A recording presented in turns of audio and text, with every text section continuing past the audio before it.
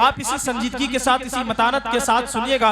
इंशाअल्लाहुल अज़ीज़ हज़रत मौलाना का खिताब होने जा रहा। मैं 4 मिसर पढ़ता हूँ और सीधे सीधे आज के मुक़र्रिर शोला बयां तक पहुँचने की कोशिश करता हूँ। देखिएगा कि हुस्न और इश्क की तफसीर अलग होती है, कि हुस्न और इश्क की तफसीर अलग होती है, सफ़े इल्म की तहरीर अलग होती है, कि फूटती रहती है लफ्जों से सदाकत की महक।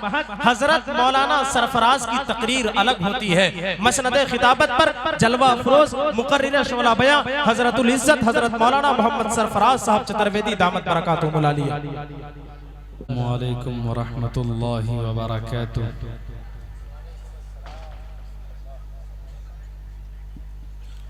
आवाज थोड़ा इसका बढ़ा दीजिए, वॉल्यूम बढ़ा दीजिए।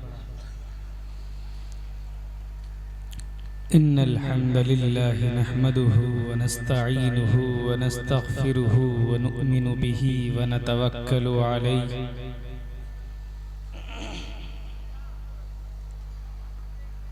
व नऊज़ु बिल्लाहि मिन शुरूरि अनफुसिना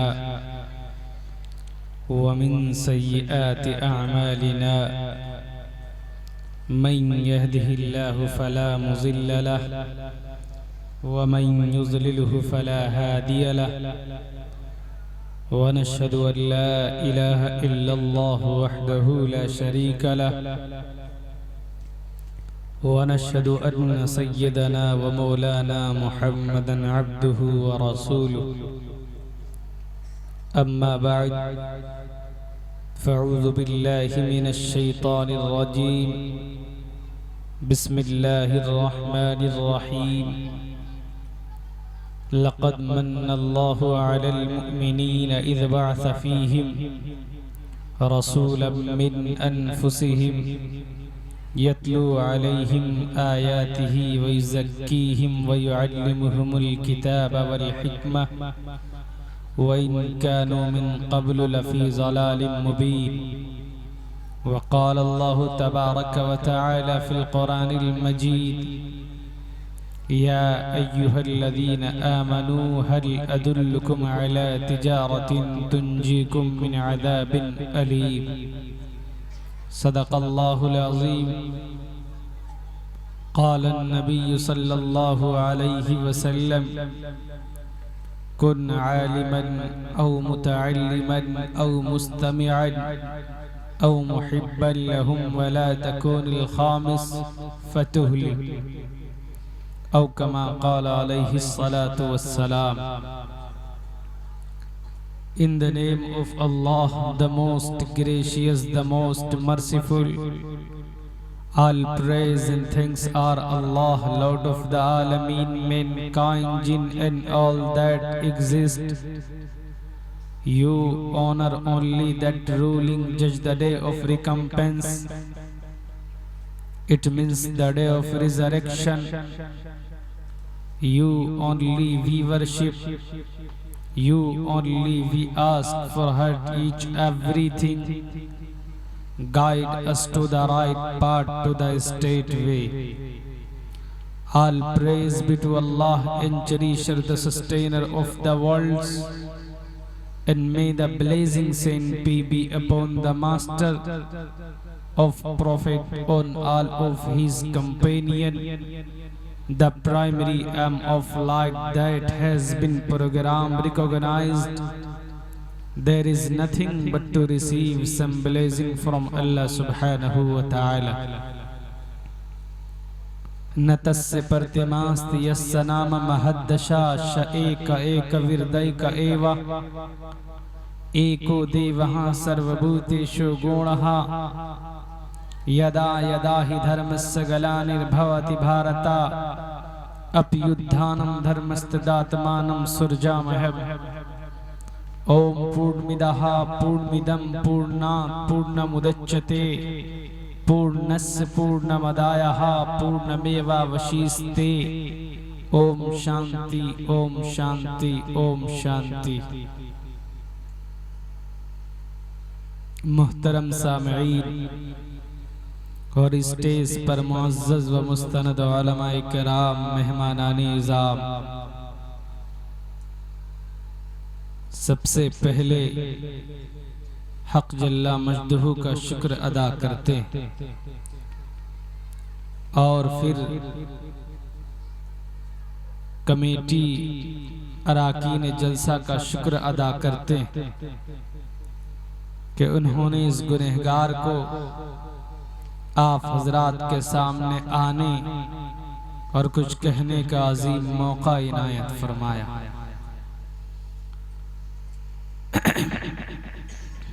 ये तारीख काफी पहले ली गई थी। काफी रद्दो बदल के बाद ये डेट तय किया गया। अभी कल एक खड़गपुर कलकत्ता के प्रोग्राम में था मैं। बड़ी दुश्वारियों के बाद आपके ये प्रोग्राम में पहुंचा। वहां से जब हमने सर्च किया बाई ट्रेन कि कोई ऐसी ट्रेन हो जो वक्त पर मुझे पहुंचा दे, लेकिन ये पॉसिबल नहीं था। बाई फ्लाइट के जरिए यहाँ मेरी हाजिरी हुई। चूंकि एक वादा कर चुका था, इस वादे को पूरा करने के लिए और एक दीन की गर्ज से, बल्कि मेरा कोई और प्रोग्राम कैंसिल हो जाए मुझे परवाह नहीं, but it's my the great responsibility to participate for Islamic programme. कहीं पर भी इस्लामिक प्रोग्राम होता, मेरी ये कोशिश रहती है मैं वहां जरूर पहुंचता। प्रोग्राम जिस नज़्म इंतजाम के साथ चल रहा, आम तौर पर जलसों में ऐसा नज़्म और ऐसी तरतीब देखने को नहीं मिलती। सही बात तो ये है कि ये इजलास एक मिसाली जलसा बन गया। अभी मुझसे कब्ल मौलाना की तकरीर, बड़ी पुरजोश वलवला अंगेज तकरीर हुई। आप सबने सुना, बैठकर वादा मुआहदा किया। अगर हम इस अहदो पैमान का लिहाज कर लें तो हम ये समझते हैं कि हमारे लिए बड़ी खुशनसीबी की बात होगी और ये इजलास कामयाब होगा।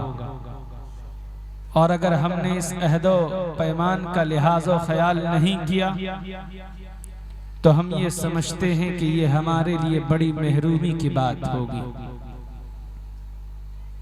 अल्लाह के नाम पर, अल्लाह और अल्लाह के रसूल के नाम पर अहद ले रहे हैं और एक वारिसे नबी के जरिए ले रहे हैं।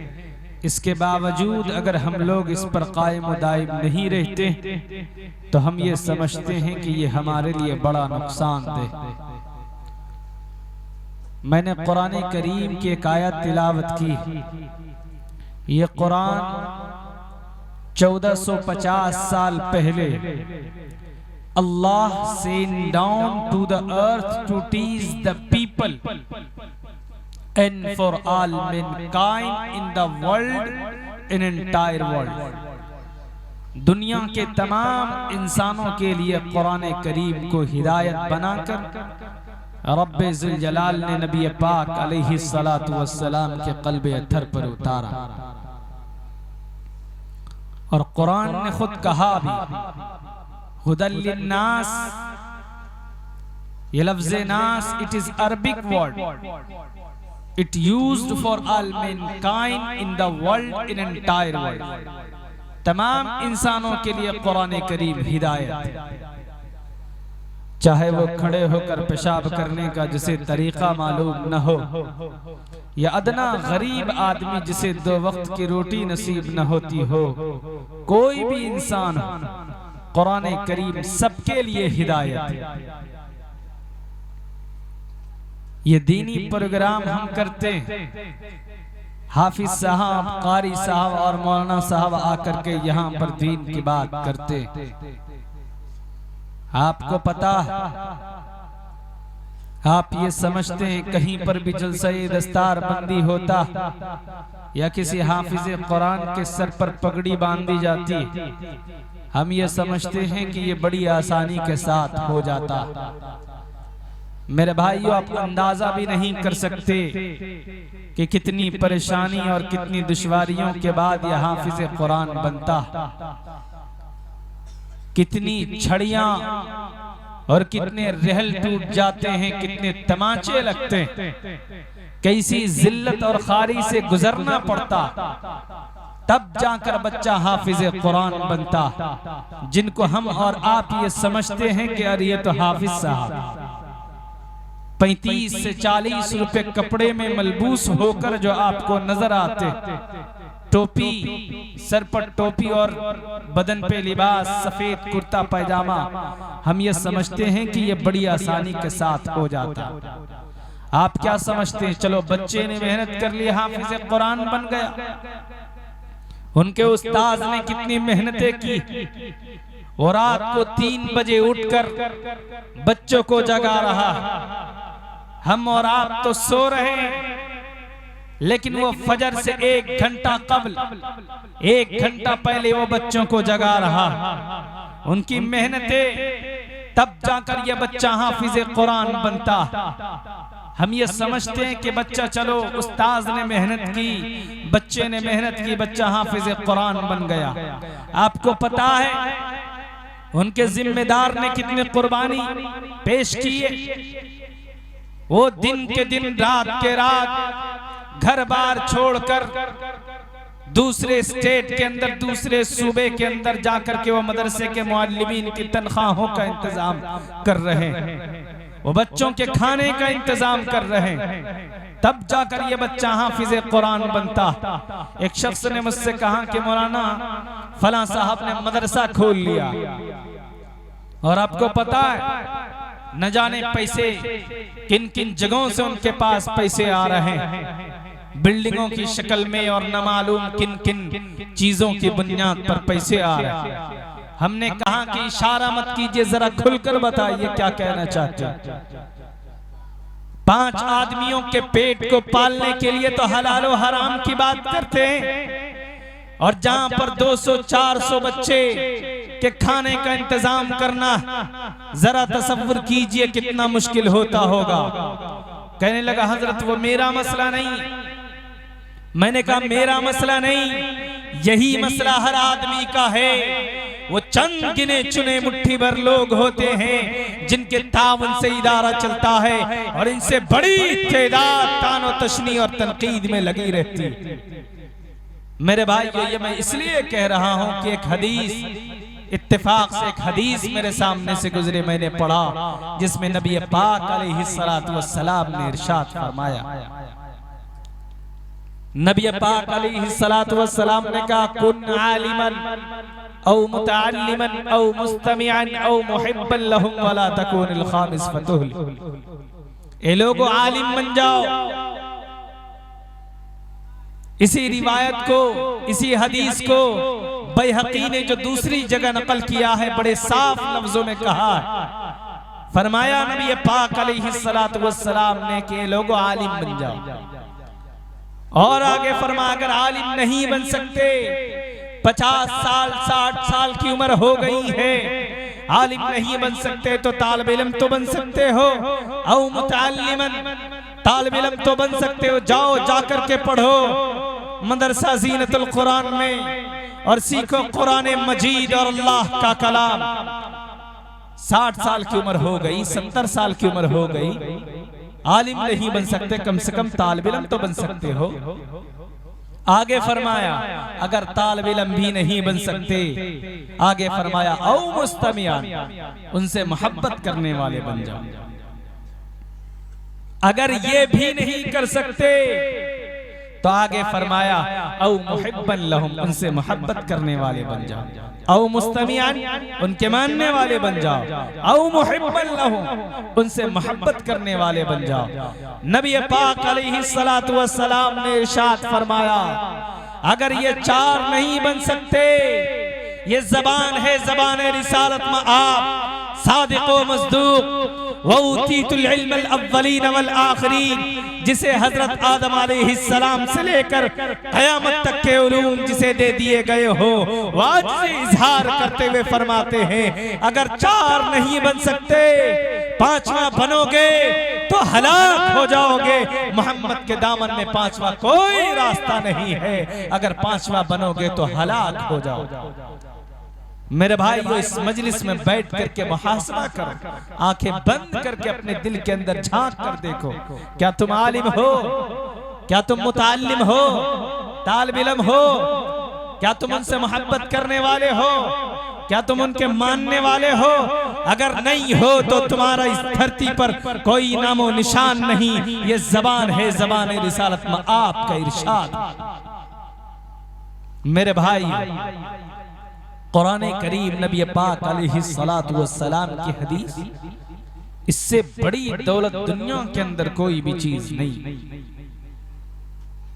ये एक ऐसी दौलत है कि इस दौलत के जरिए से हम अपनी मंजिल तय कर सकते हैं, हम अपनी बेहतरीन जगह को ढूंढ सकते हैं, हम अपनी जन्नत को संवार सकते हैं। खुदा को पहचानने का एक तरीका कुरान और हदीस, खुदा की याद में डूबने का एक तरीका, एक रास्ता कुरान मजीद। लोगों में ये इसलिए कह रहा हूं कि बहुत सारे लोग मायूस होते जा रहे हैं। लोग समझते हैं कि मदारिस इस्लामिया सिर्फ तफक्कुह फिद्दीन का जरिया। मदारिस इस्लामिया दर हकीकत दीन और मिल्लत के हिफाजत के मराकिज। मदारिस इस्लामिया ने इस मुल्क के बसने वाले मुसलमानों की तहजीब की हिफाजत की है, उन्होंने इस मुल्क के बसने वाले मुसलमानों के दीन की हिफाजत की है। मुझे बोलने की इजाजत दो तो मैं कहूं, मदारिस इस्लामिया अगर न होते तो ये मुल्क आजाद न होता, मदारिस के उलमा न होते तो हिंदुस्तान की आजादी नहीं हो पाती। 30,000 उलमाए किराम ने अपनी गर्दनें कटा दी इस मुल्क हिंदुस्तान की आजादी के लिए, और 50,000 से ज्यादा उलमा ने सूलियों पर लटक करके जामे शहादत को नोश किया। कुछ गद्दार लोग आते, कुछ नफरत परस्त फिरका परस्त लोग आते जो इन्हीं मदारिस के नुमाइंदा उलमा से सनद और सर्टिफिकेट मांगी जाती है, उनसे सनद की बात कही जाती है। मैं उन जाहिलों से इस स्टेज से कह देना चाहता हूँ, लोगों अगर तुम्हें तारीख मालूम न हो, पहले पढ़ लो फिर बोलो, सोच लो समझ जाओ और फिर किसी बात के बोलने की जुर्रत करो। तुम्हें मालूम नहीं है 1857 के बाद और 1857 से पहले तुम कहीं पर नजर आ रहे हो तो वही कासालेसी तमल्लुकबाजी और उन्हीं आरएसएस के लोग, और आज वही लोग के सामने तुम फिर रहे हो, और आज अपने ताकत में के नशे में गुरूर में आकर तुम ये समझते हो कि ये मुल्क हिंदुस्तान हमारा। नहीं नहीं, ये मुल्क हिंदुस्तान हमारा, ये हम सबका मुश्तरका वतन है। ये हमें भी मालूम होना चाहिए, उम्मत को भी मालूम होना चाहिए। उम्मत की नई नस्ल को ये सबक, ये पैगाम सुबह शाम अपने घरों में दिया जाना चाहिए। लोगों, इस मुल्क के तुम किराएदार नहीं हो, इस मुल्क के तुम हिस्सेदार हो। ये जुमला रटा दो अपनी औलाद को ताकि उनमें जुर्रत बाकी रहे, हिम्मत बाकी रहे, हौसला बाकी रहे। लोगों में ये इसलिए कह रहा हूं कि लोग मायूस होते जा रहे हैं। अवाम तो दरकिनार, खवास में मायूसी आती जा रही है, उलमा में मायूसी आ रही है, कायदीन की सफों में मायूसी छाती चली जा रही है। लोगों, मायूसी का शिकार नहीं होना। याद कीजिए अमीर शरीयत राबे मौलाना मिन्नतुल्लाह रहमानी और अमीर शरीयत साबे मौलाना वली रहमानी रहमतुल्लाह अलैह, सैयद अरशद मदनी, इन सब हजरात की वो कुर्बानी है। आप याद कीजिए, ये वो चटाई है जहां से जुर्रत की, अजीमत की, हौसलों की ललकार की आवाज इस मुल्क को दिया गया है। आप याद कीजिए, तारीख याद न हो नोट कीजिए, नजबंदी का जमाना, जबानों पर ताले अगर बोलता है तो खानकाह का सज्जादा नशी मौलाना मिन्नतुल्लाह रहमानी आवाज लगाता है। और बिहार ही नहीं, मुल्क हिंदुस्तान भर में और दिल्ली के अंदर इससे सहम जाता है। दिल्ली, पूरा दिल्ली, इंदिरा गांधी जैसी अजीम ताकत ताकतवर इंदिरा गांधी जैसी हुकूमत हरकत में आ जाती है, परेशान हो जाती है, मुल्क का नक्शा बदलता है और नसबंदी के खिलाफ कानून तो पास करना चाहे लेकिन नहीं होता। याद कीजिए, तारीख मालूम न हो, मौलाना वली रहमानी रहमतुल्लाह अलैह 3 फरवरी 2002 को इन्हीं मदारिस इस्लामिया नामूसे मदारिस इस्लामिया कन्वेंशन जामिया रहमानी में बुलाकर मुल्क के बड़े बड़े कायदीन उलमा सुलहा को बुलाकर, समाज के 62 तबके को बुलाकर, सियासी लीडरान को बुलाकर, समाज के 62 तबके को बुलाकर वाजपेयी जी को यह पैगाम दे दिया था कि वाजपेयी जी बहक कर न बोला कीजिए कि दहशतगर्दी मदरसे में है। एक मदरसे का निशान आप बता सकते हैं, वो नहीं बता सके। अटल बिहारी वाजपेयी जी ने अपने बयान को बदला और द हिंदू टाइम में वो बयान शाये हुआ। दुनिया ने देखा उस दुर्वेश आलिम रब्बानी, उस मुखलिस कायदे दौरा की आवाज पर मुल्क का नक्शा बदला है। लोगों यकीन जानिए, चले गए अमीर शरीयत राबी और साबे, चले गए हुसैन अहमद मदनी, चले गए मौलाना फजल खैराबादी, सबको जाना है कायनात का निजाम नहीं टिकने वाला, ये चलता रहेगा। जरूरत इस बात की है कि हम मुसलमान कुरान करीम की तालीमात को जितना हो सके हम खुद भी अमल करें और दूसरों को भी बताएं कि इस्लाम कहते किसको है, कुरान का मिशन क्या है। आज जिन फिरक़ाए ज़ालिला, जिन तंजीम को हम मुसलमान बुरा भला कहते, शायद आप मुसलमानों नहीं जानते वो जमीनी सतह पर कितने मजबूत, वो अपने झूठे खुदा के कितने बड़े दिलदादा, कितने बड़े दीवाने, जिनका कोई वजूद नहीं इस धरती पर और इस धरती से उठकर 7वें आसमान पर नहीं। आपका तो मुसलमानों फिर भी कलमा एक, आपका तो नबी वो है जिनका जिक्र दुनिया के तमाम धर्म शास्त्रों के अंदर मौजूद। आपको तो गर्व होना चाहिए अपने आप के मुसलमान होने पर। We must be proud to be a Muslim because we are a Muslim. क्यों? हमारा कुरान हमारे सामने, हमारा नबी हमारे सामने, उनकी पूरी जिंदगी हमारे सामने, तो हमें तो गर्व होना चाहिए। हमें तो सही मंजिल मिल रही, हमें तो जन्नत जाने का तरीका अल्लाह तबारक व तआला ने कुरान मजीद में बता दिया। तो हम जन्नत कैसे जा सकते हैं? पूरा तरीका हर चीज को बता दिया। लेकिन कुछ लोग हैं जो मदारिस के ऊपर, कुरान करीम के ऊपर इलिगेशंस लगाते हैं। कुछ लोग हैं जो कोशिश कर रहे हैं कि मदारिस बंद कर दिए जाए, मदारिस के अंदर ताले लगा दिए जाए। कहा था ना आसाम के मिनिस्टर ने कि जितने भी गवर्नमेंट के अंदर मदारिस हैं, गवर्नमेंट के अंदर जो जितने भी मदारिस हैं उन सब में ताले लगा दिए जाए। क्यों भाई? तुम बहुत बोलते हो कि मदरसे के अंदर दहशतगर्दी की तालीम होती, तुम बहुत बोलते हो कि मदरसे के अंदर जिहाद की बात कही जाती है, तुम बहुत बोलते हो कि मदरसे के अंदर जितने भी मदारिस के पढ़ाने वाले उलमा या हुफ़ाज़ किराम है, इन सब का लिंक कहीं न कहीं जिहाद से जुड़ा हुआ, तुम बहुत बोलते हो। अच्छा, क्या है मदरसे के अंदर, क्या पढ़ाई होती है जनाब? क्या पढ़ाया जाता है मदरसे के अंदर जो तुम्हें इतनी तकलीफ होती है कि जितने भी मदारिस हैं सब में ताले लगा दिए जाए? तुम्हें परेशानी क्या किस चीज की पढ़ाई होती है मदरसे के अंदर? मदरसे के अंदर तो कुरान करीम की तालीम होती है। आप कुरान करीम को खोलेंगे और सफा पलटेंगे तो पहले सफे में अल्हम्दुलिल्लाह रब्बिल आलमीन। क्या मतलब? What is the meaning of this आया? क्या मतलब है इसका? तमाम तारीफें अल्लाह के लिए। कुरान का पहला सफा, तमाम तारीफें अल्लाह के लिए, तो तुम्हारे पेट में दर्द होने लगता। अच्छा, हमारे कुरान में है अल्हम्दुलिल्लाह रब्बिल आलमीन, तो तुम्हारे पेट में दर्द होने लगता। और वहीं पर ऋग्वेद का पहला मंत्र अग्निमीडे, जहां पर कहा गया कि तमाम तारीफें उस परमात्मा के लिए जिसने जमीन आसमान को बनाया, ऋग्वेद का पहला मंत्र ये कहता, उसमें तो तुम्हारे पेट में दर्द नहीं होता है मिनिस्टर साहब। लेकिन हमारे मदरसे के ऊपर आप एलिगेशंस लगाते हैं। जनाब के मदरसे के अंदर जिहाद की बात कही जाती है। तुम्हारे ग्रंथों में जो लिखा हुआ उसी चीज वही तो हमारे कुरान के अंदर लिखा, उसमें तो तुम्हें कोई एतराज नहीं है जनाब। हम अपने कुरान करीम की तालीमात को लोगों के सामने बयान करें तो तुम्हारे पेट में दर्द होने लगता।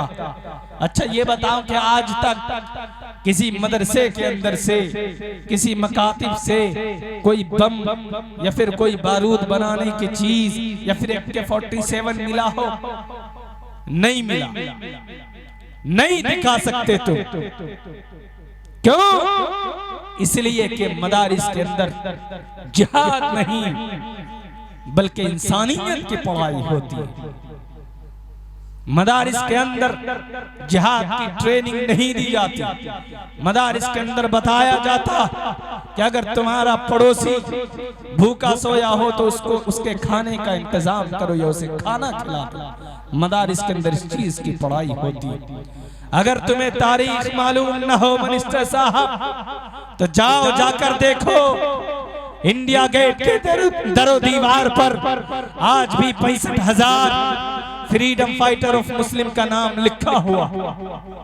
इस देश को आजाद कराने वाले कौन थे? ये मुसलमान थे। अगर तुम्हें तारीख मालूम न हो मुसलमानों की तो जाओ जाकर के पढ़ लेना।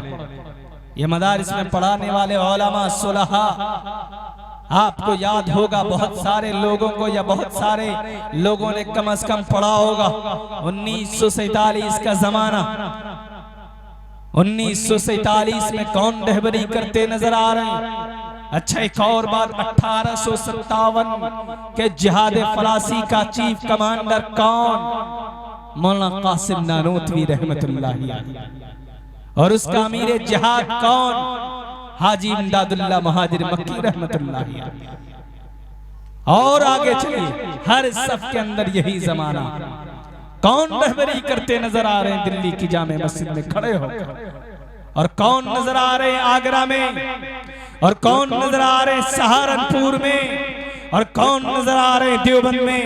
और कौन नजर आ रहे हैं मुंगेर की सरजमीन पर? मुख्तलिफ मकामात में उलमाए किराम नजर आ रहे हैं। और तुम कहीं पर नजर आते हो तो वही अंग्रेजों की गुलामी करते हुए नजर आ रहे हो। वही अंग्रेज जो 1947 से पहले अपनी चाल चली थी जिन्होंने, वही चाल तुम आज चल रहे हो। आज हमारे मदारिस के ऊपर एलिगेशंस, बहुत सारी चीजों में टोपी और दाढ़ी जहां देख लिया जाता है जनाब पता नहीं क्या क्या करने लगते हैं। अभी एक बरेलवी मकतबे फिक्र का एक आलिम थी मौलाना सलमान अजहरी साहब, ATS वालों ने गिरफ्तार कर लिया था, बाद में छोड़ा, फिर किसी FIR के तहत फिर उसको अंदर कर दिया गया, फिर 5 दिन के रिमांड में ले लिया गया। सवाल और जवाब किया जा रहा है। क्या पूछा जा रहा है भाई? मौलाना आपने किसका अपमान किया? आपने किस धर्म को टारगेट किया? आपने अपने अशार के अंदर जो आपने जो कहा है, कुत्तों से आपने ताबीर किया है। आपने अपने अशार के अंदर कहा कुछ देर की खामोशी है फिर शोर आएगा। आज कुत्तों का वक्त है, कल हमारा दौर आएगा। आपने किस धर्म को आपने टारगेट किया? बताइए। सवाल और जवाब किया जा रहा है। क्यों? मौलाना साहब है ना, इस्लाम की तबलीग करने वाला, मदरसे में पढ़ाने वाला, कुरान मजीद को पढ़ने वाला, इसलिए उनको गिरफ्तार कर लिया गया। सिर्फ इस बुनियाद पर मुसलमानों कि वो एक मुसलमान, ये नहीं देखा ATS वालों ने कि देवबंदी है, बरेलवी है, अहले हदीस है, क्या है, ये नहीं देखा, पूछा भी नहीं, बल्कि एक मुसलमान होने की बुनियाद पर टारगेट किया कि एक मुसलमान। अगर मुफ्ती साहब ने कहा है तो कोई गलत नहीं कहा। बेटियों की इज्जत को जो लूटते हैं और उनकी इज्जत के साथ खिलवाड़ करते हैं, अगर उन्हें कुत्ता कहा है तो कोई गलत नहीं कहा। अगर कुत्तों से ताबीर किया तो कुछ गलत नहीं बोला मेरे जवाब। सवाल करना चाहिए गुजरात एटीएस वालों से कि आपकी हथकड़ी, उत्तर प्रदेश के बहुत सारे ऐसे लीडर हैं जो बहुत भौंकते हैं, कुत्ते की तरह तो वो भौंकते हैं, उनके हाथ में तो हथकड़ी नहीं लगती आपकी, लेकिन जो एक अमन पसंद और इंसानियत की बात करने वाला कोई टोपी और दाढ़ी वाला नजर आ जाए फौरन गिरफ्तार कर लेते हैं जनाब। लेकिन बड़े ताज्जुब की बात यह है कि आज हमारे कौम के अंदर भी कमजोरी आ गई। आज हमारी तंजीमें, जितनी भी तंजीमें, बहुत सारी तंजीमें अल्हम्दुलिल्लाह, लेकिन ये जितनी सारी तंजीमें हैं और इनके भी जितने सरबराह हैं जो बड़ी बड़ी गाड़ियों में घूमते हैं जनाब, एयर कंडीशन कमरों के अंदर रहते, लेकिन जब कौम को एक करने की बात आती है तो दो दो अलग अलग प्लेटफॉर्म पर बढ़ जाते हैं। कोई सदर बनना चाहता है, कोई सेक्रेटरी बनना चाहता है, कौम भाड़ में जाए कोई फर्क नहीं पड़ता। ये कौम कमजोर नहीं है, इनकी सोच कमजोर हो गई है, इनके क़यादत करने वाले लोग लूले और बहरे हो गए। क्यों? झारखंड की सरजमीन पर तबरेज को मार दिया जाता, उनका केस लड़ने वाला कोई नहीं। सीतामढ़ी के सरजमीन पर 82 साल के बेचारे बूढ़े आदमी का मॉब लिंचिंग कर दिया जाता। जनाब, कोई केस लड़ने वाला नहीं हमारे कौम के अंदर। हमें एक नॉन मुस्लिम वकील को हायर करना पड़ता। हमारे कौम का बच्चा क्यों नहीं लॉयर बनता? हमारे कौम का बच्चा क्यों नहीं जज बनता? हमें एक नॉन मुस्लिम वकील को हायर करना पड़ता है हमारे केस को लड़ने के लिए। हमारी कोई तंजीमें, जो बड़ी बड़ी तंजीमें है, लड़ने के लिए तैयार नहीं है। एक गैर मुस्लिम को हमें हायर करना पड़ता। कोई भी केस हो, पर्दे के ऊपर कोई केस आ जाए, देवदत्त कामत हमारा केस लड़ेगा। जो पर्दे की फजीलत को नहीं जानता, उनके वजूद को नहीं जानता, वो हमारा केस लड़ेगा। क्यों नहीं हमारे कौम का बच्चा पढ़ता? हमारे कौम के अंदर एक चीज बड़ी मुहलिक बीमारी है, वो ये है कि एक दूसरे की पुलिंग डाउन करते हैं। कोई अगर आगे बढ़ना चाहे उसको हम पैर पकड़ करके खींचते हैं जनाब। ये कैसे आगे बढ़ रहा है?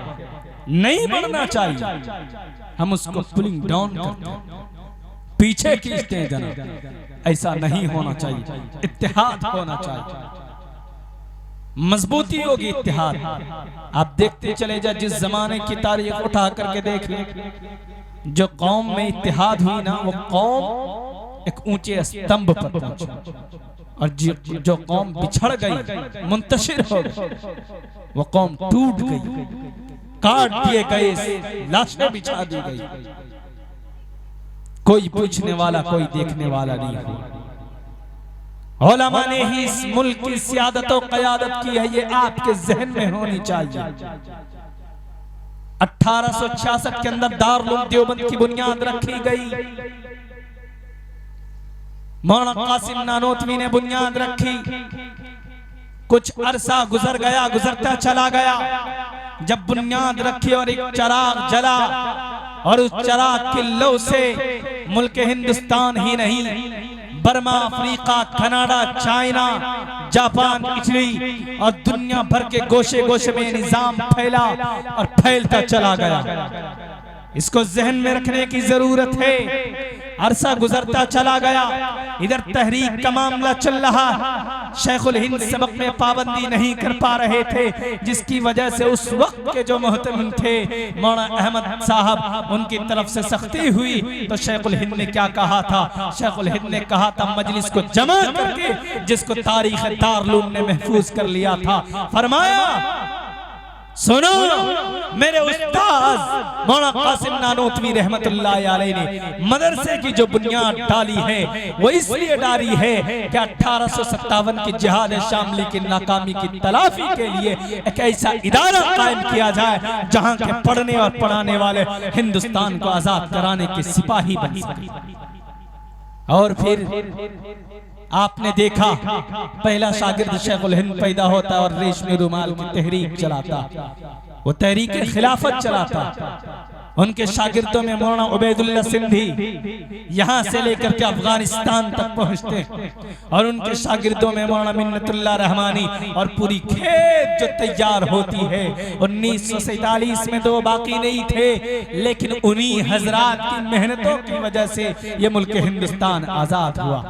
हाजी इमदादुल्लाह महाजिर मक्की रहमतुल्लाह अलैह फरमाते कि हिंदुस्तान के अंदर लोग कहते कि हमने दारुल उलूम देवबंद कायम किया, हमने मदरसा बना लिया।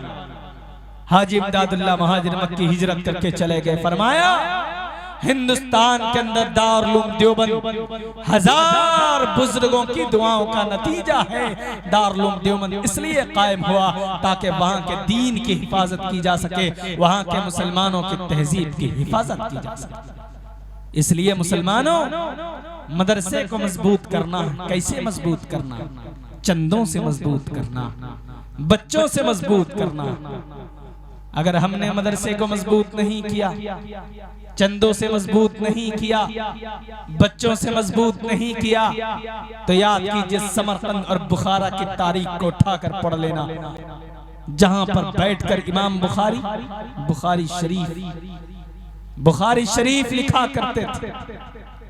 साहिब शरह अकाइद नसफी बैठकर जहां पर शरह अकाइद लिखे, साहिब हिदाया लिखी गई, आज वहां पर अल्लाह का नाम लेने वाला भी कोई नहीं है। इसलिए कि जब मदारिस पर बुलडोजर चले, खानकाहों पर बुलडोजर चले, तो उस पर आवाज लगाने वाला कोई नहीं, आवाज बुलंद करने वाला कोई नहीं। काट दिए गए, समंदर के अंदर ढाल दिए गए। इत्तेहाद नहीं था। क्या वो लोग नमाज नहीं पढ़ते थे?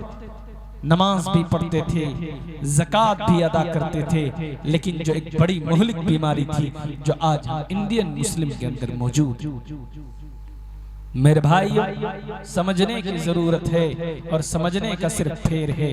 कहना यह चाहता हूं कि हम यहाँ पर आज मोहम्मद रसूलुल्लाह की मोहब्बत में जमा हुए, दीन की निस्बत से जमा हुए, यहाँ से हमें कुछ हासिल करके जाना।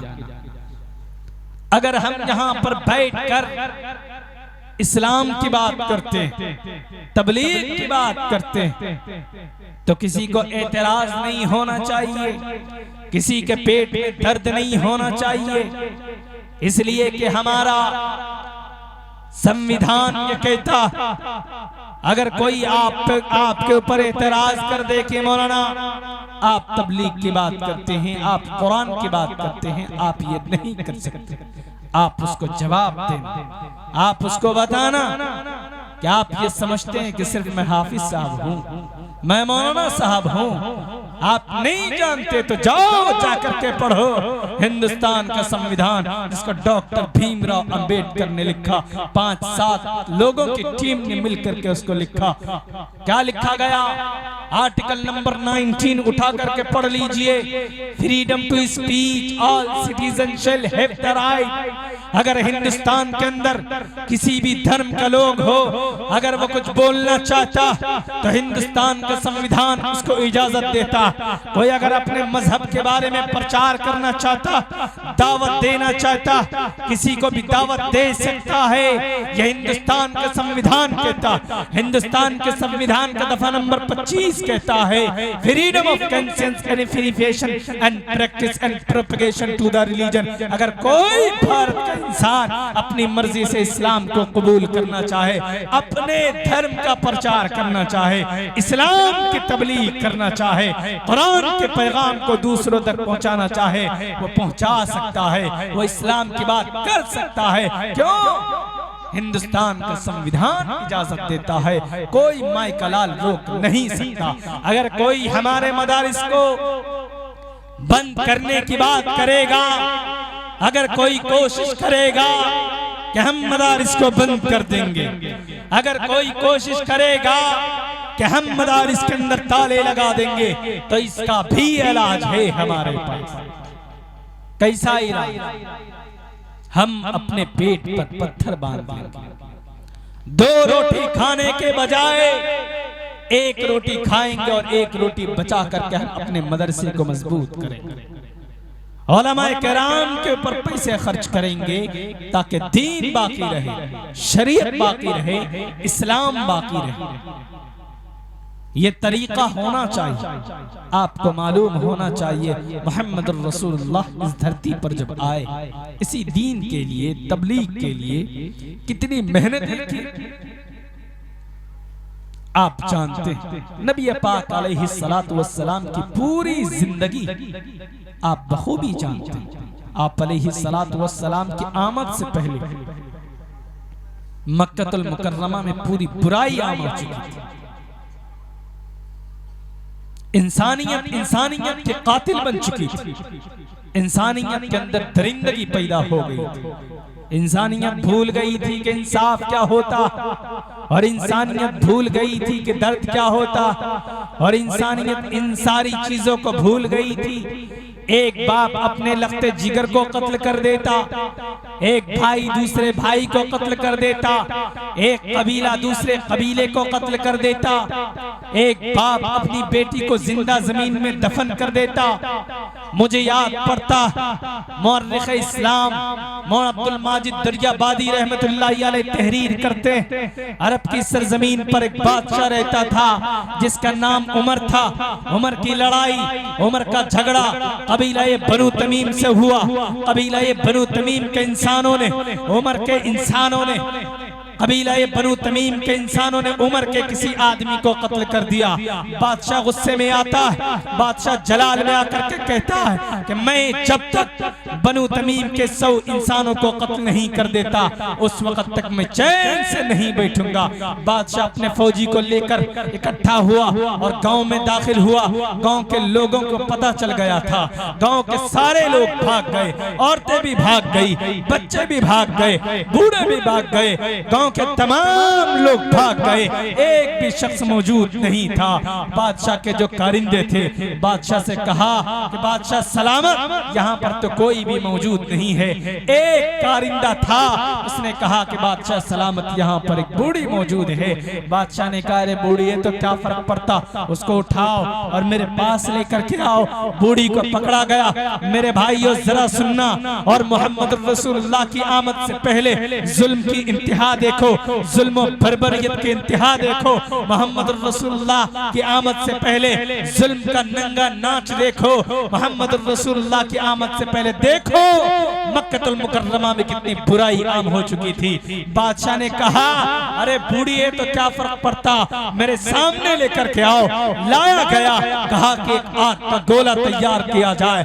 आग का गोला तैयार किया गया, आग का लावा तैयार किया गया। जब उसकी लपटें आसमान से बातें करने लगी, बादशाह ने कहा अरे बूढ़ी को पकड़ो और जलती हुई आग के हवाले कर दो। बूढ़ी ने दस्तबस्त अर्ज किया बादशाह सलामत, मेरा तो कोई कसूर भी नहीं है, मैं तो उसके खानदान से भी ताल्लुक नहीं रखती, मेरा तो कोई कसूर नहीं है। बादशाह सलामत, मैं तो बूढ़ी हूँ, मैं आपके लंबी उम्र के लिए दुआई करूंगी। बादशाह सलामत, मुझे छोड़ दिया जाए। बादशाह ने कहा अरे बूढ़ी है तो क्या फर्क पड़ता, इसे पकड़ो और जलती हुई आग के हवाले कर दो, इसे पकड़ो और जलती हुई आग में जला दो। बादशाह के कारिंदा, बादशाह का जो कारिंदा था वो उठा, बूढ़ी को पकड़ा और जलती हुई आग में के हवाले कर दिया। बुढ़िया की चीखें फिजा में बुलंद हुई और बूढ़ी हमेशा हमेशा के लिए खामोश हो गई। ये वो जुल्म था, ये वो किरदार था जो नबी की आमद से पहले मक्कतुल मुकर्रमा में बुराई फैल चुकी थी, बुराई आम हो चुकी थी। जुल्म यहीं तक नहीं है मेरे दोस्तों, जुल्म यहीं तक नहीं है, जुल्म और आगे बढ़ता है, जुल्म और आगे जन्म लेता है। एक मुसाफिर आता, मुसाफिर ने घूम करके देखा कि आग चल रही, आग जल रही। मुसाफिर ने दूर से आग को जलते हुए देखा। मुसाफिर भूखा था, भूखा था, भूख से तड़प रहा था। मुसाफिर की भूख की शिद्दत ने मुसाफिर को आने पर मजबूर कर दिया। मुसाफिर वापस आता, आकर के देखता क्या है कि आग जल रही। बादशाह का जो कारिंदा था मुसाफिर को पकड़ता और मुसाफिर को पकड़ने के बाद बादशाह की खिदमत में हाजिर कर देता और कारिंदा कहता कि बादशाह सलामत, पूछो मुसाफिर आया है, इनके आने का मकसद क्या? जरा पूछो तो सही। बादशाह ने पूछा, है मुसाफिर, तू यहाँ क्यों आया, तेरे आने का मकसद क्या? मुसाफिर ने कहा, बादशाह सलामत, मैं तो मुसाफिर हूँ और मैं 3 दिन से भूखा हूँ। मेरी भूख की शिद्दत ने मुझे यहाँ आने पर मजबूर कर दिया बादशाह सलामत, वरना मैं नहीं आता। बादशाह ने कहा, अरे मुसाफिर है तो क्या फर्क पड़ता, इसे भी पकड़ो और जलती हुई आग के हवाले कर दो। मुसाफिर ने दस्तबस्ता अर्ज किया। मुसाफिर ने कहा कि बादशाह सलामत, मैं तो मुसाफिर हूँ और मुसाफिर के मेहमान नवाजी करना यह इंसानियत का फर्ज है। मुसाफिर के मेहमान नवाजी करना यह इंसानियत का फर्ज है मेरे भाई। क्या कहा बादशाह? बादशाह कहता है, मुसाफिर है तो क्या फर्क पड़ता, पकड़ो, अरे पकड़ो और जलती हुई आग के हवाले कर दो। मुसाफिर को पकड़ा गया और जलती हुई आग के हवाले कर दिया गया। ये वो किरदार, ये वो जुल्म था जो नबी की आमद से पहले पूरे मक्कतुल मुकर्रमा जजीरतुल अरब में ये बुराई फैल चुकी थी। मुझे याद पड़ता, मोहम्मद रसूलुल्लाह आए, आमना के लख्ते जिगर आए, मजलूमों को इंसाफ मिला, मजलूमों की सिस्कियों का मदावा पेश किया गया। मोहम्मद रसूलुल्लाह आए, मोहम्मद ने कहा, अबू बकर भी इसी सफ में खड़ा होगा, बिलाल जो हबशे का गुलाम है वो भी इसी सफ में खड़ा होगा, और भी दीगर लोग सब एक सफ में खड़े होंगे। मोहम्मद रसूलुल्लाह आए, ऊंच नीच, जात पात बिरादरी को खत्म कर दिया गया। कोई भी जात और बिरादरी के नाम पर बड़ा नहीं होता कि अल्लाह तबारक व तआला ने इसको बड़ा बना दिया जात की बुनियाद पर। नहीं मेरे भाई, अमल की और किरदार की बुनियाद पर आदमी बड़ा बनता। मेरे भाई, या मोहम्मद रसूलुल्लाह तबलीग का काम शुरू करते। मोहम्मद रसूलुल्लाह 40 साल की उम्र होती, आप अलैहिस्सलातु वस्सलाम को ताजे नबूवत मिलती। आप अलैहिस्सलातु वस्सलाम ने तमाम लोगों को इकट्ठा किया। आपकी अमानतदारी को देखकर, आपकी सदाकत को देखकर लोगों ने कहा कि ये तो अमीन है, ये तो सादिक है, ये तो अमानतदार है। अरे ये जो कहता, इनकी एक एक लफ्ज सच्ची, इनकी आवाज पर लब्बैक कहो। तमाम लोगों को इकट्ठा किया। मोहम्मद रसूलुल्लाह ने एक सवाल किया, ए लोगों बताओ कि मैं कौन हूँ? कहा कि आप मोहम्मद हैं। ए लोगों बताओ, अगर मैं तुमसे ये कहूँ इस पहाड़ के पीछे एक लश्कर है जो तुमको तबाह बर्बाद कर देगा, तुम मेरी बात को मानोगे? सब ने एक सवाल होकर के कहा, ए मोहम्मद आप तो अमीन हैं, आप तो सादिक है, आपके खिलाफ जो जाएगा you can't success in this world, वो दुनिया में कयामत तक कामयाब नहीं हो सकता। ए मोहम्मद आप हुक्म तो करे। मोहम्मद रसूलुल्लाह ने कहा कि फिर सुनो, ला इलाहा इल्लल्लाह मोहम्मद रसूलुल्लाह, कलमा तय्यबा ला इलाहा इल्लल्लाह पढ़ लो, तुम जन्नत में चले जाओगे, तुम्हारी दुनिया बन जाएगी, तुम्हारी आखिरत संवर जाएगी। एक शख्स वहां पर खड़ा होता है, मोहम्मद रसूलुल्लाह को पत्थर मारता है, मोहम्मद रसूलुल्लाह को गालियां देता है, कहता है तू मुझे इसलिए यहाँ पर बुलाया है कि मेरे 360 खुदाओं की तौहीन की जा सके, मैं तुम्हारी बात को नहीं मानता। एक सिलसिला शुरू होता है, वहां से तबलीग शुरू होती है और फिर 23 साल की कलील मुद्दत के अंदर कुरान करीम नाजिल होता है। कुरान करीम का अच्छा पहला शब्द, पहला वर्ड इक़रा बिस्मि रब्बिकल लज़ी खलक़। आप अलैहिस्सलातु वस्सलाम गार में चले जाते, अल्लाह के जिक्र में फिक्र में लगे रहते। अचानक हजरत जिब्राइल की आमद होती है। हजरत जिब्राइल ने कहा इक़रा पढ़ो। कहा मैं अना बिकारी, मैं पढ़ा हुआ नहीं। कहा इक़रा पढ़ो। दूसरी मर्तबा कहा, तीसरी मर्तबा कहा, तब आप अलैहिस्सलातु वस्सलाम ने कहा इक़रा बिस्मि रब्बिकल लज़ी खलक़। आपको ये बात मालूम होनी चाहिए, आपको मेरे नौजवानों तारीख के ऊपर भी आपका रिसर्च होना चाहिए। मोहम्मद रसूलुल्लाह की सीरत को खंगाल कर आपको पढ़ना चाहिए। मोहम्मद रसूलुल्लाह की जीवनी के अंदर क्या लिखा, मोहम्मद रसूलुल्लाह के ऊपर जो कुरान नाजिल किया गया, इसका पहला शब्द इक़रा पढ़ो, पढ़ने की तालीम दी गई। जरा सोचने की बात है, हमारे समाज के अंदर हमारा जवान क्या कर रहा है, हमारा बच्चा क्या कर रहा है। आज हमारे कौम के अंदर तालीम न होने की बुनियाद पर हमारे हक हुकूक को दबाया जाता है, हमारे हुकूक को लूटा जाता है, हमारी इज्जत को पामाल किया जाता है। मेरे भाई बहर कैफ उधर जाना नहीं चाहता, बताना ये चाहता हूँ, मोहम्मद रसूलुल्लाह के ऊपर कुरान नाजिल किया गया। मोहम्मद रसूलुल्लाह दौड़ते हुए घर आते, हजरत खदीजतुल कुबरा से कहते, मैं तो तबाह हो जाऊंगा, बर्बाद हो जाऊंगा। I am not able to explain what happened with me, मैं बता नहीं सकता मेरे साथ क्या हुआ। का डोंट वरी, घबराने की जरूरत नहीं। इसलिए कि आप क्या करते, आप नंगों को कपड़ा पहनाते, आप भूखों को खाना खिलाते।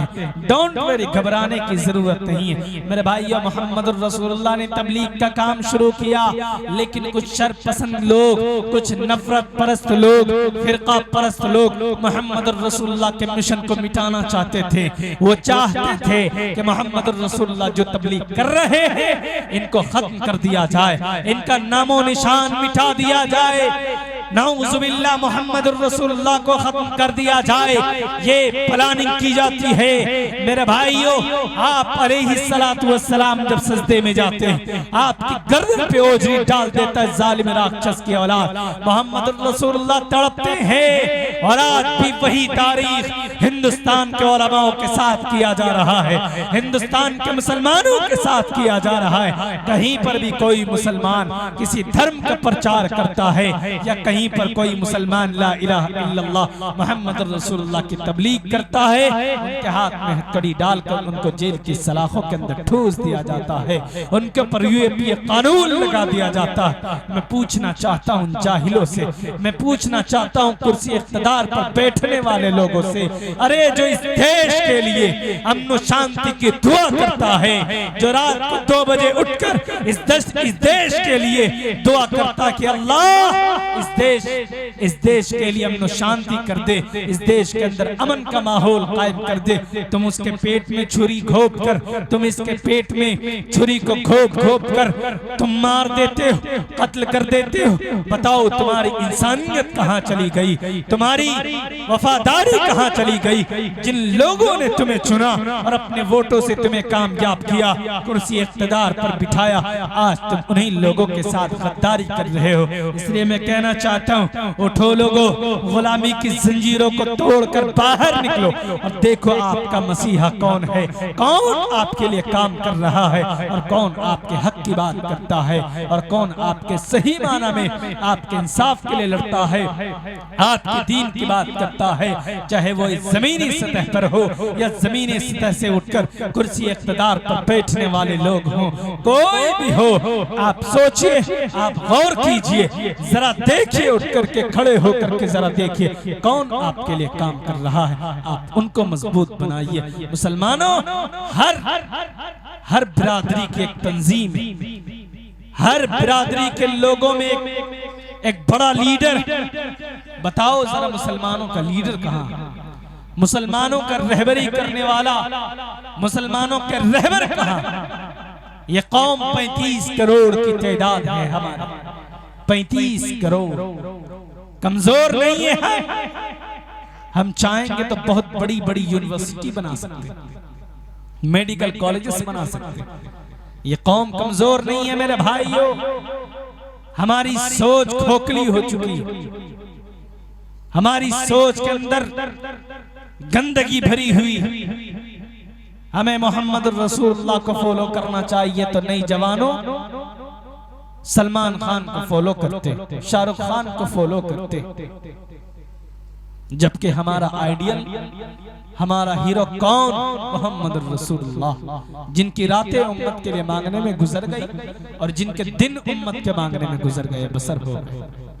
अगर मस्जिद नबवी की दीवार से पूछा जाए, ए दीवार तू बता नबी इस उम्मत के लिए कितना रोए, तो वो दीवार बता न सके, बताने से आजिज रह जाए। मस्जिद नबवी की जमीन से पूछा जाए, ए जमीन तू बता मोहम्मद रसूलुल्लाह इस उम्मत के लिए कितना रोए, तो ये जमीन फट जाए, बताने से आजिज रह जाए। मोहम्मद रसूलुल्लाह पुल सरात पर चले, अचानक चलते चलते रुक जाएंगे, पूछा जाएगा रुके क्यों?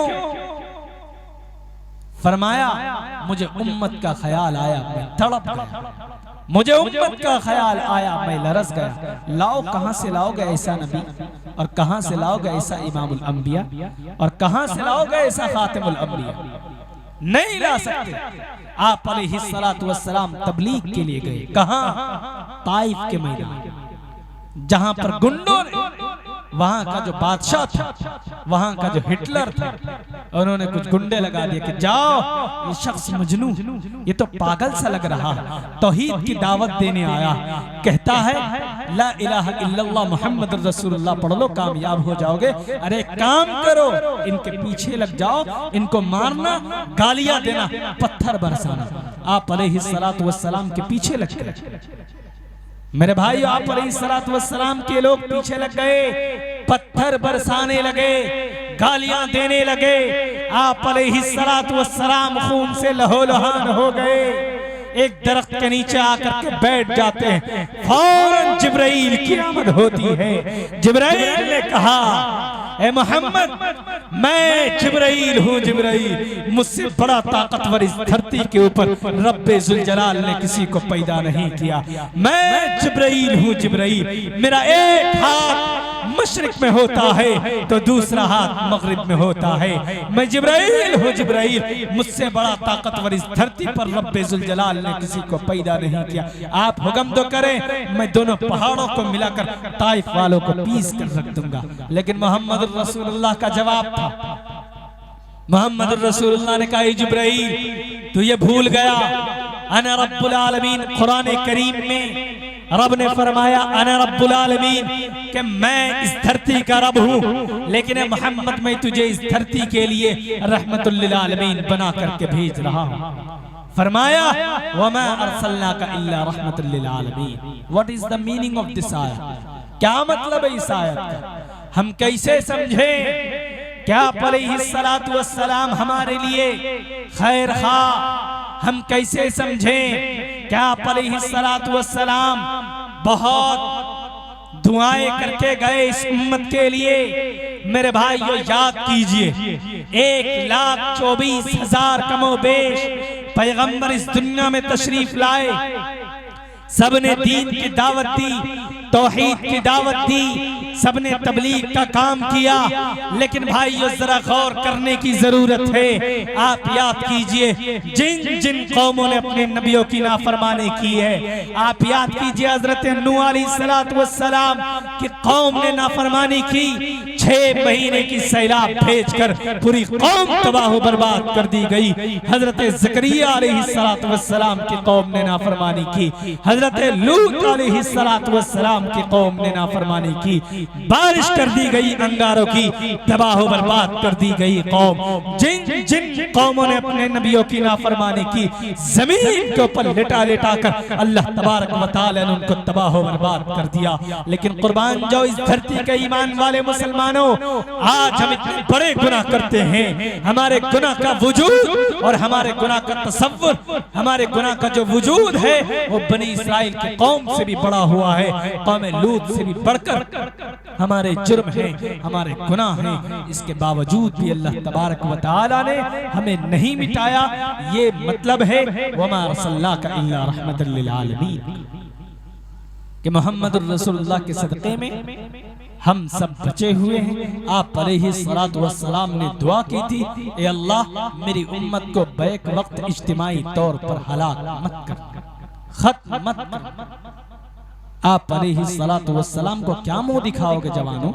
आज हम तो नबी के लिए बड़े बड़े दावे करते कि हम मोहम्मद रसूलुल्लाह के फैन, और जो लोग कहते हैं कि हम सही हैं बाकी सब गलत है, तो एक बात याद रखना, कोई अल्लाह की तरफ से तुम्हारे लिए फैसला नहीं हुआ। जो अपने आप को कहते हैं कि हम ही सही हैं, I am going to the right way, मैं सही रास्ते पर हूँ, we are going to the right way, हम सही रास्ते पर हैं, and you are going to the very very wrong way, तुम गलत रास्ते पर जा रहे हो। तो एक बात याद रखना, अल्लाह की तरफ से फैसला नहीं किया गया कि तुम ही सही हो। हम सबको कुरान पर अमल करने की जरूरत है, हदीस पर अमल करने की जरूरत है। मैंने अहकमुल हाकिमीन के कलाम की एक आयत शुरू में और नबी पाक अलैहिस्सलातु वस्सलाम की हदीस पढ़ी। कुरान करीम में रब्बे जुल जलाल कहता, मैंने आयत करीमा पढ़ी, लक़द मन्नल्लाहु अलल मुमिनीना इज़ बअथ फ़ीहिम रसूलन मिन अनफुसिहिम यतलू अलैहिम आयातिही व युज़क्कीहिम व युअल्लिमुहुमुल किताब वल हिकमा। इस आयत करीमा का मतलब आप रब ने कहा कि हमने जमीन को पैदा किया, एहसान नहीं जतलाया। हमने आसमान को बुलंदी दी, आसमान को पैदा किया, एहसान नहीं जतलाया। हमने जमीन के जर्रात को पैदा किया, एहसान नहीं जतलाया। हमने 1,24,000 पैगंबर को भेजा, एहसान नहीं जतलाया। हमने दुनिया में कितने हजार मखलूक को पैदा किए, एहसान नहीं जतलाया। लेकिन जब हमने मोहम्मद रसूलुल्लाह को पैदा किया तो एहसान जतलाया। और कहाँ जतलाया? उस कुरान में जो सारी कायनात की हिदायत का कामिल, और उस कुरान में कि जिसका एक एक लफ्ज़ सच्चा है, उसे कुरान में रब्बे जुल जलाल कहता है, लक़द मन्नल्लाहु अलल मुमिनीना इज़ बअथ फ़ीहिम, कि तहक़ीक़ हमने मोहम्मद रसूलुल्लाह को इस धरती पर भेजकर मोमिनीन के दरमियान में एहसान फरमाया। कितना बड़ा एहसान है नबी पाक अलैहिस्सलातु वस्सलाम का। एक वाकया मेरे जहन में आया। आप अलैहिस्सलातु वस्सलाम मस्जिद नबवी में तशरीफ फरमा, हजरत आयशा से कहा कि आयशा मांगो क्या मांगती। अम्मा आयशा से कहा कि मांगो क्या मांगती। आयशा ने कहा कि अच्छा आप इजाजत दे तो मैं अपने अब्बा से मशवरा करके आ जाऊं। कहा कि ठीक है जाओ। गई अपने अब्बा के पास दौड़ती, हजरत अबू बकर सिद्दीक के पास। कहने लगी कि अब्बा, मोहम्मद रसूलुल्लाह बहुत खुश है। फरमाया कि मांगो आयशा, का मांगती हो? क्या मांगे?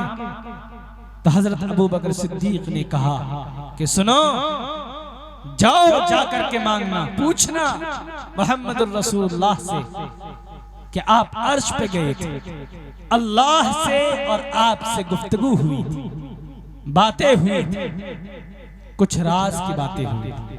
उन राज की बातों में से कोई एक बात बता दीजिए। दौड़ती हुई वापस आई और फरमाया कि जब बता दे मोहम्मद रसूलुल्लाह तो वापस आकर के फिर मुझे बताना। मेरे भाइयों जरा गौर से सुनने की जरूरत है।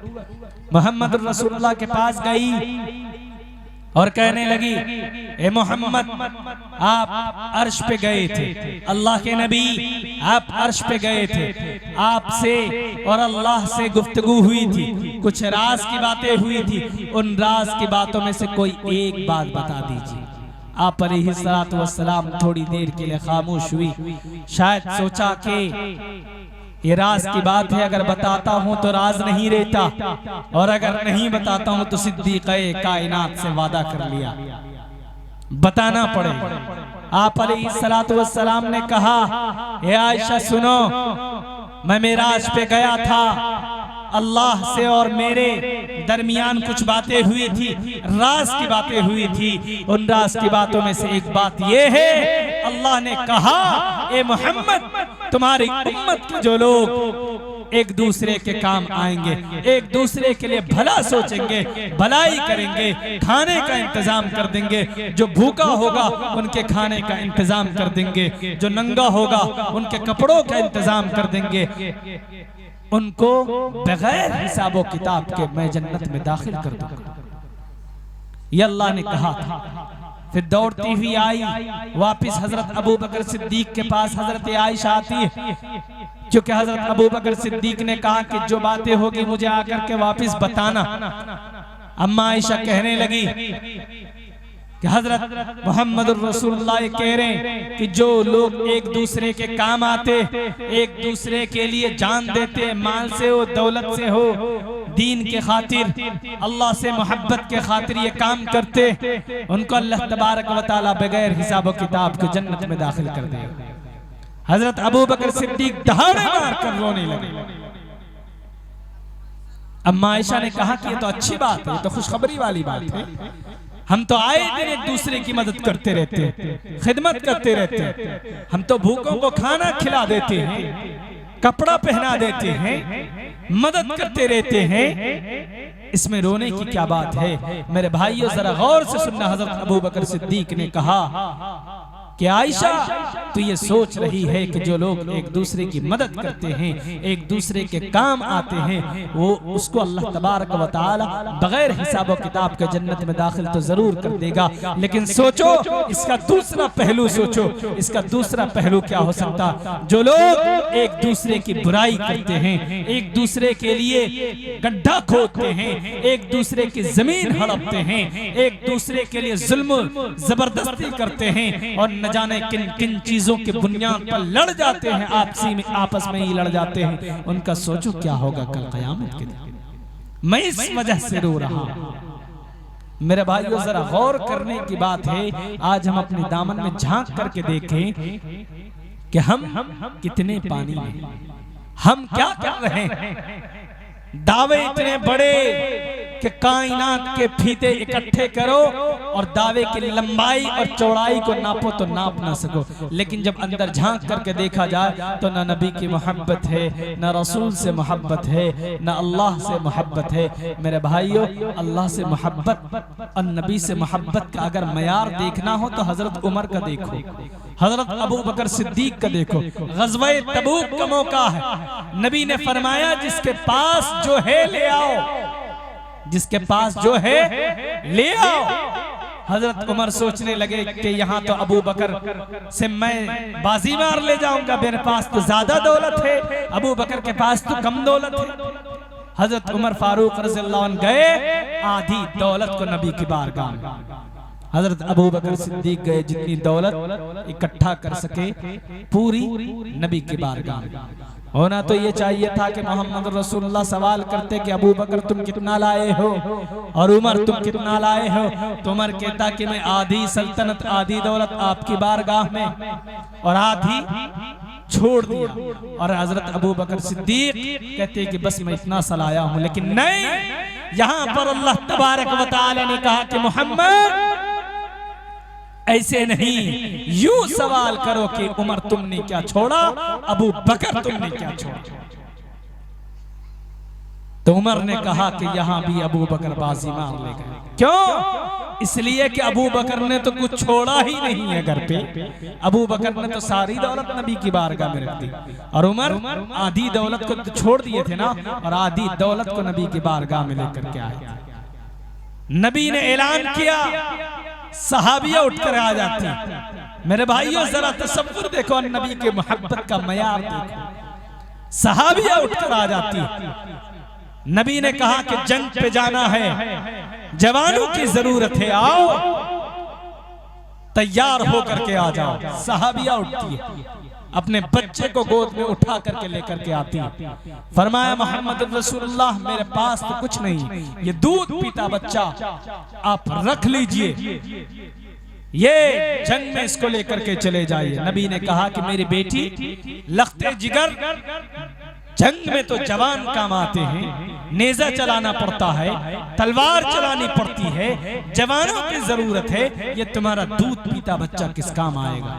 मेरे भाई जरा गौर से सुनना, सहाबिया का जवाब सुनना। सहाबिया फरमाती है मोहम्मद रसूलुल्लाह, ये अल्लाह के नबी मैं जानती हूँ ये मेरा बच्चा जो है तीर भी नहीं चला सकता, तलवार भी नहीं चला सकता, नेजा भी नहीं संभाल सकता, लेकिन ये बच्चा मैं इसलिए दे रही हूँ कि आप इस बच्चे को ढाल के तौर पर अपने पास रख ले। अगर दुश्मन की जानिब से आने वाला तीर आपके सामने की जानिब से आए तो मेरे बच्चे को सामने की जानिब कर दे, अगर बाएं जानिब से आए तो मेरे बच्चे को बाएं जानिब कर दे, अगर दाहिने जानिब से आए तो मेरे बच्चे को दाहिने जानिब कर दे, ताकि दुश्मन की तरफ से आने वाला हर तीर मेरे बच्चे के जिस्म में पैवस्त हो जाए और आपका जिस्म अथर बच जाए। ये नबी से मोहब्बत का मयार है। आज हम नबी का नाम लेते हैं, बड़े बड़े दावे करते हैं मेरे भाइयों, लेकिन जब 5 वक्त नमाज की बात आती है तो फजर में सोते रहते हैं, जोहर में कहीं चले जाते हैं, असर में तो पता नहीं क्या करने लगते हैं, और मगरिब की नमाज तो यूं ही चली जाती है, ईशा से पहले खाना खाकर सो जाते हैं। ये नबी से मोहब्बत है।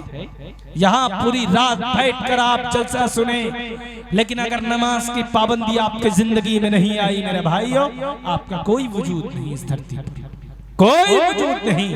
रब के यहाँ आप काबिल कबूल नहीं। लाख मदद करें किसी की, लाख आप जो है कुर्बानी पेश करें, लेकिन अगर नमाज आपकी जिंदगी में नहीं है मेरे भाइयों, कल कयामत के दिन क्या मुंह दिखाओगे?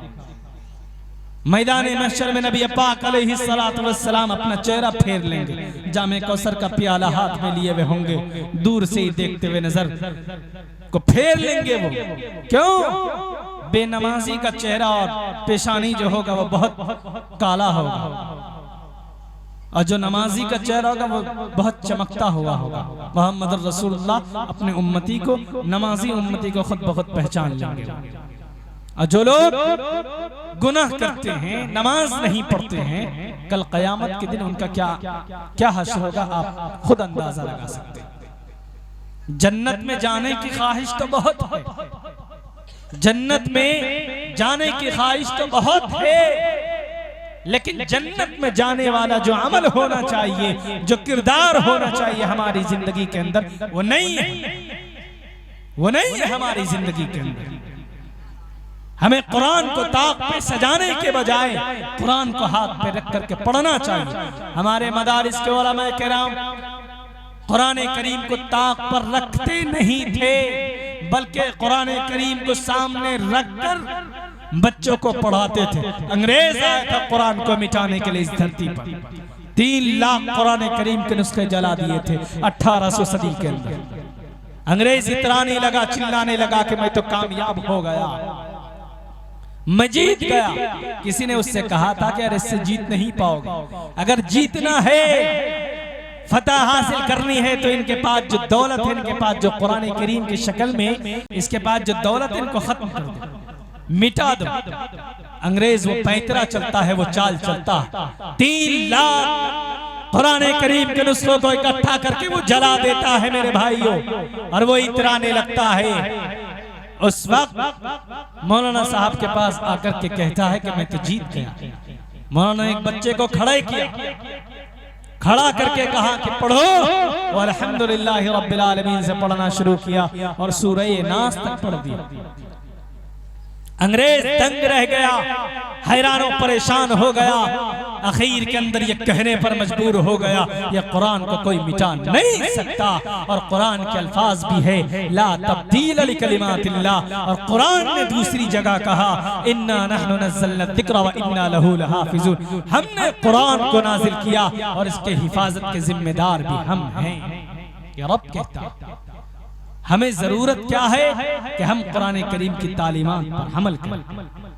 आज भी वही अल्लाह है जो कल था, आज भी वही खुदा है जो कल था। सहाबाए किराम दुआ करते थे, आसमान से फरिश्तों की बारिश कर दी जाती थी, फरिश्ते की शक्ल में आकर के जिहाद को फतेह करते थे। आज हम सबके ऊपर जो परम शक्तिमान सुपर पावर ताकत बैठा हुआ, आज हम दुआ करते हैं, लेकिन हमारी दुआ हमारे सर से ऊपर नहीं जाती। क्यों? हम गंदे, हमारी जुबान गंदी, हम इतने गंदे हो चुके हैं, हम इतने गंदे हो चुके हैं। हम दुआ तो करते हैं, लेकिन हमारी दुआ हमारे सर से ऊपर नहीं जाती। हम इतने गंदे हो चुके हैं। मेरे भाइयों, आपको कुरान पर अमल करना होगा।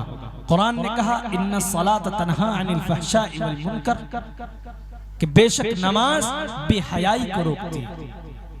इश्काल पैदा होता है कि मौलाना नमाज पढ़ते हैं लेकिन बेहयाई से रुक नहीं पाते, बेहयाई हो जाती है, बुराई हो जाती है, जबकि कुरान का एक एक लफ्ज सच्चा।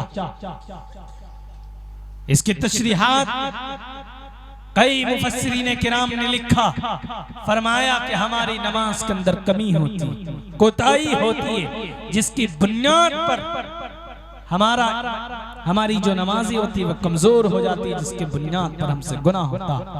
अगर सही माना में नबी से मोहब्बत और नमाज को सही दिल से इखलास के साथ अगर हम पढ़ेंगे तो ये दुनिया भी हमारे लिए कामयाब है और आखिरत भी हमारे लिए कामयाब है।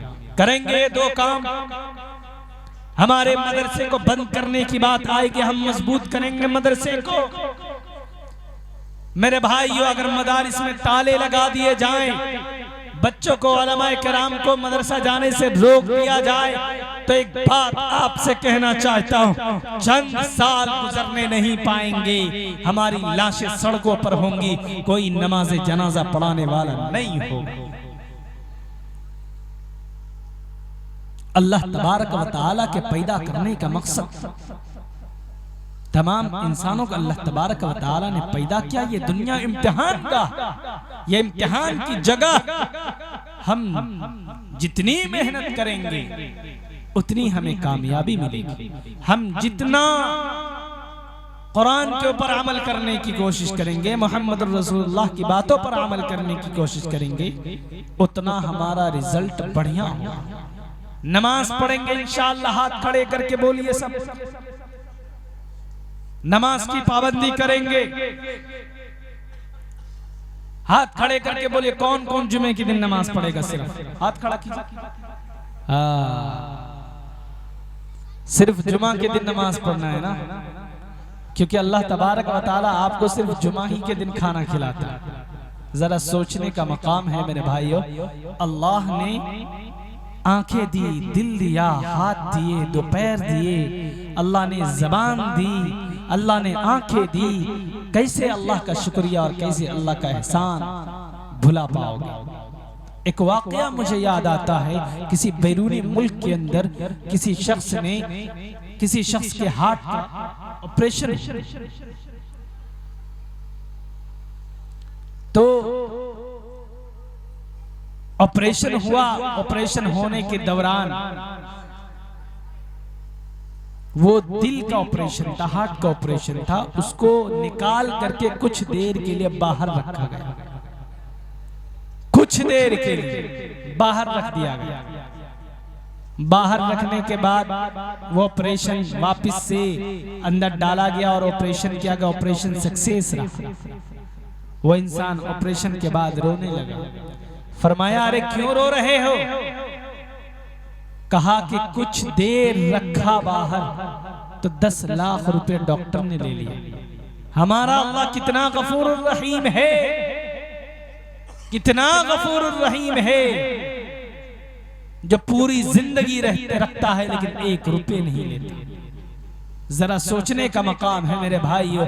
हम और आप इस धरती पर अमन और शांति के साथ हमें रहना चाहिए, चाहे वो इस देश का कोई भी हो, इस देश का किसी भी धर्म का कोई भी शख्स हो, हमें मिलजुल करके इस देश के अंदर हमें रहना चाहिए। आपको तारीख मालूम होनी चाहिए मेरे जवानों, हिंदू और मुसलमान ये सब एक जगह जमा हुए थे, तब जाकर मुल्क हिंदुस्तान आजाद हुआ था। ये तारीख मालूम होनी चाहिए।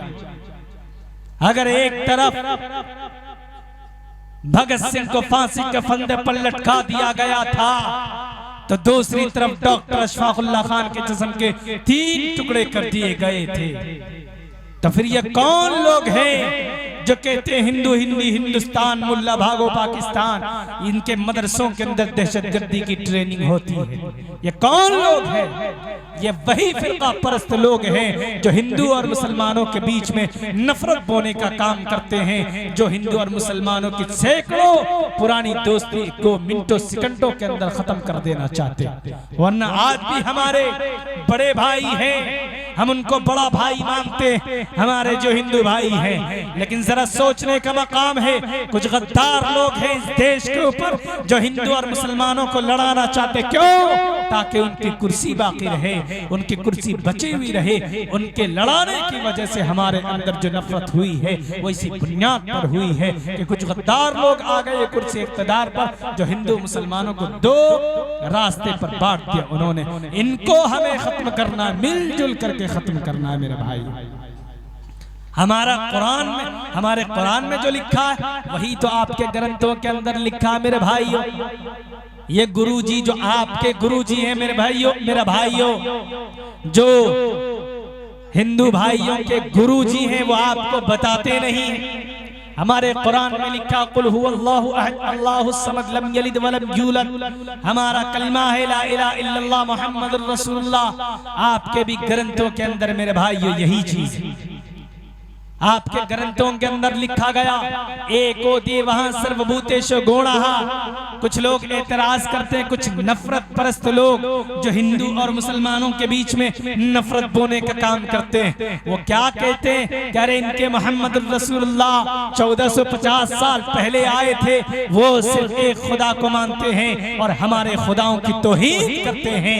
ये बोल बोल कर उनके बीच में, उनके दिलों के अंदर नफरत बोना चाहते हैं। मैं कहता हूं मेरे हिंदुस्तान के मेरे हिंदू भाइयों, एक बात याद रखना, ये जितने भी लोग बोलने वाले हैं ये गलत बोलते हैं, इसलिए कि हमारे मोहम्मद रसूलुल्लाह 1450 साल पहले जरूर आए। इनका जिक्र सिर्फ कुरान में नहीं, हदीस की किताबों में नहीं। मेरे भाइयों, मेरे हिंदुस्तान के हिंदू भाइयों, आपके भी ग्रंथों के अंदर ये चीज मौजूद है। कहाँ लिखा गया, फरमाया जहां ना पक्ष बातें कुछ राखो वैद पुराण संत मतबा को, तब लग जो सुंदरम चाहे कोई बिना मोहम्मद पार न कोई। ये आपके ग्रंथों के अंदर लिखे हुए।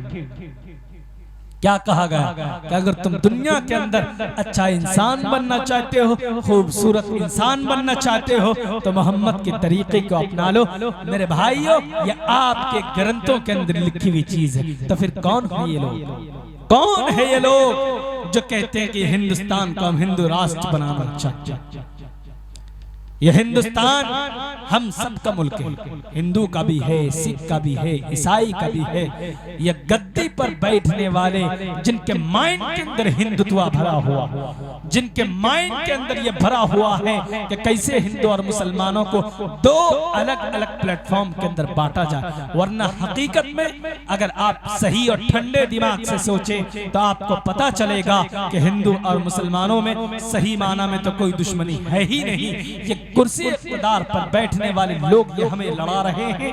ये क्या कहते हैं, दोनों को लड़ाकर ये खुद राज करना चाहते हैं, अपनी गद्दी को बचाना चाहते हैं। कहते हैं आई एम सुपर पावर ताकत, आई एम सुपर पावर ताकत ऑफ इंडिया। मैं हिंदुस्तान का सबसे बड़ा ताकतवर इंसान। एक बात याद रखना, अगर तुमने जुल्म किए, तुमने जबरदस्ती की, तुमने लोगों के ऊपर अत्याचार किए, तो ये सिर्फ हमारा कुरान नहीं कहता, बल्कि तुम्हारे ग्रंथों के अंदर भी लिखा है यदा यदा हि धर्म सगलानिर् भवति भारता अप्युत्थानम धर्मस्तदात्मानम सुरजामहम। के अगर तुमने लोगों को, मजबूरों को, लाचारों को अगर तुमने मारा अपने कुर्सी इक़्तिदार को बचाने के लिए, तो कल क़यामत के दिन श्री कृष्ण जी तुमसे पूछेंगे कि हमने तो खून बहाने की इजाजत नहीं दी, हमने तो किसी को गाली तक देने की इजाजत नहीं दी, और तुम अपनी कुर्सी को बचाने के लिए तुमने लाखों लोगों का कत्ल करवा दिया। श्री कृष्ण जी पूछेंगे।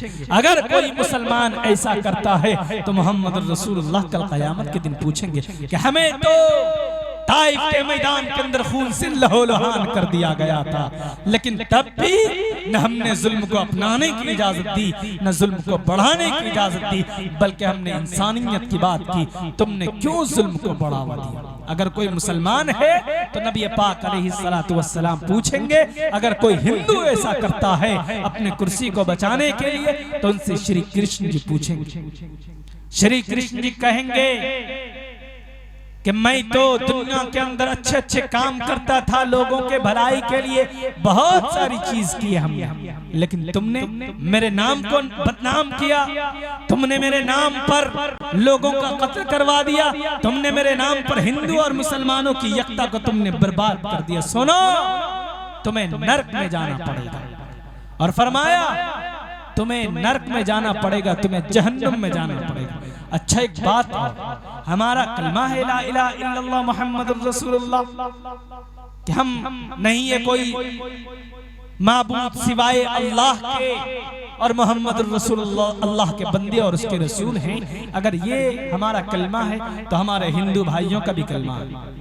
एको देवः सर्वभूतेषु गौणः यकुम ब्रह्म द्वितीय नास्ते नेहा नास्ते, कि ब्रह्मा एक है, परमात्मा एक है, खुदा एक है, उसी की इबादत करनी चाहिए। फिर कौन है ये लोग जो आपके दिमाग के अंदर नफरत के बोल बोलते कि इनसे बात मत करना, ये टोपी और दाढ़ी वाले ये दहशत फैलाने का काम करते हैं। मेरे हिंदुस्तान के मेरे हिंदू भाइयों, हम सब आपस में एक हैं। हमें पहचानने की जरूरत है उस शख्स को जो हम दोनों को लड़ाना चाहते हैं। जरूरत इस बात की कि इस देश के अंदर, इस देश को अगर तरक्की में लाना चाहते हो तो सबको मिलजुल कर एक प्लेटफॉर्म पर आना पड़ेगा, मजबूत बनना पड़ेगा, तब जाकर ये देश तरक्की करेगा और इस देश के लोग तरक्की करेंगे। हमारे देश के अंदर टैलेंट की भी कमी नहीं है मेरे जवानों। बड़े बड़े लोग हैं इस देश के अंदर और कहते हैं कि मदरसे का पढ़ा लिखा क्या कर सकता है। डॉक्टर एपीजे अब्दुल कलाम, मदरसे की इब्तिदाई तालीम मदरसे में हुई, हिंदुस्तान को रॉकेट लॉन्च करके दिया। मदरसे का पढ़ा लिखा अबू बकर मोहम्मद बिन ज़करिया अर-राज़ी, चेचक जैसी मुहलिक बीमारी का इलाज किसने खोज किया, तारीख मालूम होना चाहिए। उसका नाम अबू बकर मोहम्मद बिन ज़करिया अर-राज़ी है। उनकी एक किताब अल कानून, जिसके अंदर 10 लाख अल्फाज मौजूद हैं। और तो और मेरे जवानों, अबुल कासिम अज़-ज़हरावी का नाम आता है। इनकी भी इब्तिदाई तालीम मदरसे में हुई। मेरे भाई, ऐसे बड़े बड़े लोग हैं जिन्होंने मदरसे से पढ़ करके हिंदुस्तान का नाम को रोशन किया। लेकिन जरूरत यह है कि हम लोगों को एक प्लेटफॉर्म पर आने की जरूरत है। जो लोग नफरत की आंखों से देखते हैं उनको हमें खत्म करने की जरूरत है, उनके बोल को खत्म करने की जरूरत है। मेरे भाइयों, काफी वक्त हो चुका है, लगभग 1.5 घंटा से ज्यादा हो चुका है। इंशाअल्लाह हयात बाकी, मुलाकात बाकी। एक अहद करके यहाँ से उठेंगे कि इंशाअल्लाह इस जलसे से अगर 4-5 लोग भी अगर नमाजी, पक्के वाले नमाजी बन गए, मैं समझूंगा ये जलसा कामयाब हो गया, ये जलसा कामयाब हो गया। ये अहद करके उठें, सब लोग अहद करें कि कम से कम हम नमाज की पाबंदी करेंगे, नमाज नहीं छोड़ेंगे। ये जलसा कराने का तभी फायदा होगा, वरना ये जलसा कराने का कोई फायदा नहीं होगा। मुकर्रिर शुअरा हजरात आएंगे, अपने अपने तकरीर के जरिए और शेर व शायरी के जरिए आपको सुना करके वो चले जाएंगे, वो अपने घर को चले जाएंगे। आपको क्या हासिल होगा? मजदूर अगर कोई मजदूरी करने के लिए जाता है, अगर उसको उजरत ना मिले, पैसा ना मिले, तो फिर वो मजदूरी क्यों करेगा? इसलिए मेरे भाइयों, अमल की जरूरत है। अल्लाह तबारक व तआला से दुआ है कि हम सबको कहने सुनने से ज्यादा अमल की तौफीक अता फरमाए। व आखिर दावाना अनिल हम्दुलिल्लाह।